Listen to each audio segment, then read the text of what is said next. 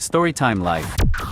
Last summer 3 friends and I decided to go on a road trip, but I'm the only one who came back. The first day of driving went perfect and it's still one of the best days of my life. What I didn't know is the second day would become the worst day of my life. We were all taking turns sleeping and driving, and it was my turn to drive. I knew I might be going the wrong way, but I didn't want to wake anyone up. Of course it started to get dark, and I ended up on this random road that was way too narrow for me to turn around on. I was a little relieved when I realized it was someone's driveway. I thought I would be able to ask whoever lived there for directions, but it turns out the person living there was waiting for us. I got out of the car to ring the doorbell, but something in my gut was telling me to get back in the car, and fast. I listened to my gut, but it was too late. I tried to reverse out of the driveway, but my tire hit something and woke everyone up. We all got out of the car to see what it was, and the horror that rushed through me when I saw it was nauseating. On the ground covering the entire width of the driveway were tire spikes. Someone had put them there on purpose after we drove in, and I couldn't figure out why. We should have just ran or called 911, but my friend was so pissed he stormed to the front door of the house. The guy who opened the door immediately gave me the creeps, but he seemed sorry and concerned. He told us we should probably come inside since he had no idea who was out there and why they would do such a thing. Stupidly, we all went inside, but none of us would ever walk back out. The guy said his name was Tim, offered us some water, and showed us the bathroom, so everything seemed fine. That is until one of the guys went to the bathroom and started screaming in a way I've never heard before. We couldn't even get up before Tim grabbed a hammer. The last thing I remember is watching my friend get hit in the head and go down. I woke up strapped to a table,